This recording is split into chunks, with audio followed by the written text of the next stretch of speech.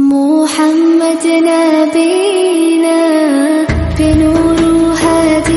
السلام علیکم ورحمۃ اللہ وبرکاتہ۔ آدم علیہ السلام کی وفات اور بیٹے صحیح علیہ السلام کا وصیت۔ صحیح کا مطلب ہے اللہ کا دیا ہوا تحفہ۔ آدم علیہ السلام نے ان کا یہ نام یہ لیا رکھا تھا کہ حابیل کے قتل ہو جانے کے بعد اللہ نے انہیں صحیح عطا فرمائے، یعنی کہ بیٹا صحیح ان کا بیٹے کے نام ہے۔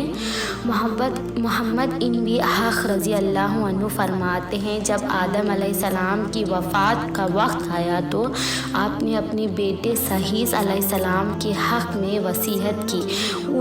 انہوں نے رات اور دن کے اوقات میں ادا کی جانے والی عبادت کی تعلیم دی اور انہوں نے بتایا کہ ایک تحفہ آنے والا ہے۔ کہتے ہیں کہ آج کل جتنے انسان موجود ہیں ان کا نسب صحیح علیہ السلام تک پہنچا تھا۔ آدم علیہ السلام کے دوسرے بیٹوں کی اولاد ختم ہو چکی تھی، واللہ عالم۔ جب آدم علیہ السلام سے فوت ہوئے اسی دن جمعہ کا تھا، یعنی فرائیڈے تھا۔ فرشتے اللہ کے پاس جنت کی خوشبو اور جنت کا کفن لے کر آئے اور ان کے بیٹے اور خلیفہ صحیح علیہ السلام کی تعزیت کی۔ حضرت ابی ابن کعب رضی اللہ عنہ سے روایت ہے کہ انہوں نے فرمایا، جب آدم علیہ السلام کی وفات کا وقت قریب آیا، انہوں نے اپنے بیٹوں سے فرمایا، بیٹوں مجھے جنت کا پھل کھانا ہے۔ وہ چاہتے ہیں کہ وہ تلاش کے لیے نکل کھڑے ہوئے، اور ان کے بیٹے جو تھے وہ تلاش کے لیے اٹھے کھڑے، اور ان کے سامنے فرشتے آتے ملے جن کے پاس آدم علیہ السلام کا کفن اور خوشبو تھی، اور ان کے پاس کلاڑی، خصیاں اور ٹوکریاں بھی تھیں۔ انہوں نے کہا، آدم علیہ السلام کے بیٹوں کہاں جا رہے ہو؟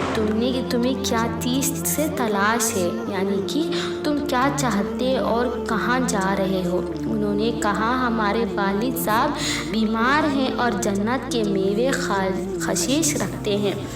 فرشتوں نے کہا، واپس چلے جاؤ، تمہارے والد کو فوت آنے والی ہے۔ فرشتے جب آدم علیہ السلام کی روح قبض کرنے کے لیے آئے تھے، حوا علیہ السلام نے انہیں دیکھ کر پہچان لیا۔ وہ آدم علیہ السلام سے چمٹ گئے۔ آدم علیہ السلام نے فرمایا، مجھ سے الگ ہو جاؤ، پہلے بھی مجھے تمہارے ذریعے سے ہی مصیبت پہنچی تھی، مجھے میرے رب کے فرشتوں کے ساتھ رہنے دو۔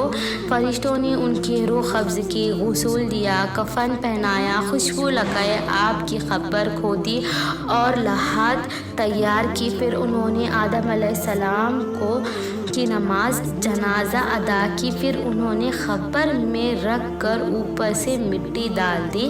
پھر انہوں نے کہا، آدم کے بیٹوں، تمہارے لیے یہی طریقہ ہے۔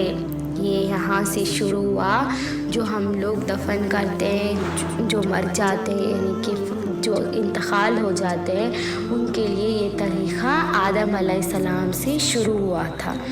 حضرت آدم علیہ السلام کہاں دفن ہوئے، ان میں سے اختلاف ہے۔ مشہور ہے کہ انہوں نے ہندوستان، انڈیا کے پاس سری لنکا میں اس کا پہاڑ کے قریب، یعنی کہ جو پہاڑ کے قریب دفن کیے گئے ہیں جہاں انہیں جنت سے اتارا گیا تھا۔ مطلب ایک قول یہ بھی تھا کہ مکہ مکرمہ میں جابیل یعنی کہ دوسرے جو کتاب لکھنے والے ہیں، بہت سارے لوگ بتائے کہ وہ مکہ مکرمہ میں طوفان کے اس میں ہوئے۔ حضرت نوح علیہ السلام نے طوفان کے موقع پر ان کے حضرت حوا علیہ السلام کی میتوں کو ایک تابوت میں ڈال کر کشتی میں رکھ لیا، پھر طوفان ختم ہونے کے بعد بیت المقدس میں دفن کر دیے۔ آپ کی عمر کے بارے میں بھی اختلاف ہے۔ حضرت ابن عباس اور حضرت ابو ہریرہ رضی اللہ عنہ سے روایت ہے کہ مرفوع حدیث ہے کہ لوح محفوظ میں ان کی عمر 1000 سال لکھی ہوئی تھی۔ اس کا مقابلے میں تورات کی اس بیان کو اختیار نہیں کیا جا سکتا۔ وہ 930 یعنی کہ 930 سال زندہ تھے اور اکیلے کتاب کے بیان ہے کہ اہل کتاب کے بیان کے مطابق قبول ہے، کیونکہ یہ صحیح بیان کے خلاف ہے جو معصوم نبی کریم صلی اللہ علیہ وسلم ہم تک قابل اعتماد ذریعے سے پہنچا ہے۔ ویسے ان کے قول اور حدیث میں مبتداء بھی پیدا کی جا سکتی ہے۔ تورات کا بیان اگر غلطی اور تبدیل سے محفوظ رکھا گیا ہو تو اس کا مطلب ہوگا کہ آدم علیہ السلام جنت سے زمین پر آنے کا 930 یعنی 930 شمسی سال زندہ رہے۔ قمری حساب سے یہ مدت 900 سال 957 سال بنتی ہے۔ اس میں 43 سال یعنی 43 ایئرس کے وہ مدت شامل کر لیے جائے تو انہوں نے زمین پر آنے سے پہلے جنت میں گزاری تھی تو قول مقدر 1000 سال ہوں گے۔ یہ ان کا انومان تھا، ان کا گیسنگ تھا کہ وہ 1000 سال تھے، 950 ایئرس تھے اور 930 ایئرس ہیں۔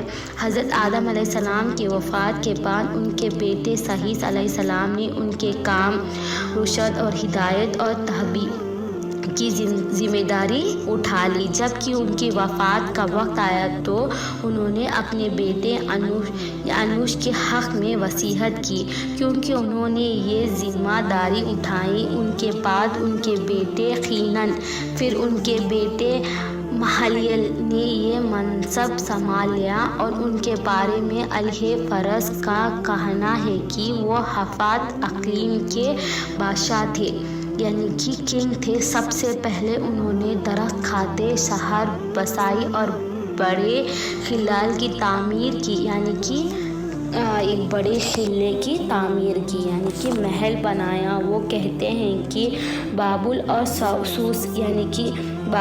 سوس ایران کے شہر انہوں نے تعمیر کی گئی تھی۔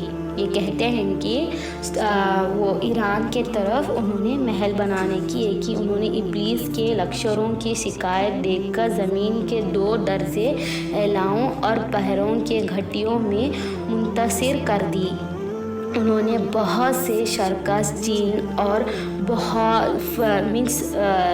شکل اور جن اور بہت سے قتل کیے، یعنی کہ انہوں نے جو وہ تھے انہوں نے بہت سے قتل کیے تھے۔ ان کا ایک بہت بڑا تاج تھا، وہ لوگوں سے خطاب فرماتے۔ ان کی ایک حکومت 40 سال قائم تھی، یعنی کہ 40 ایئرس وہ تھے۔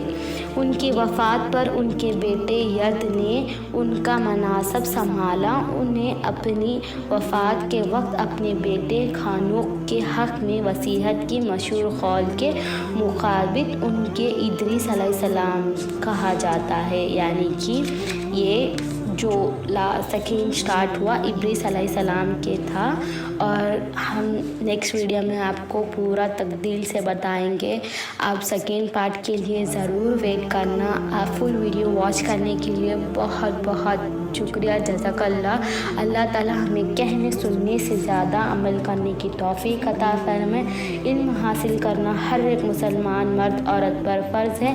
اگر میرے سے کچھ بھی غلطی ہو گئی ہے تو اللہ تعالیٰ مجھے معاف کرے اور صحیح کرنے کی نیک دین توفیق عطا فرمائے۔ جزاک اللہ خیر، دعاؤں میں یاد رکھنا۔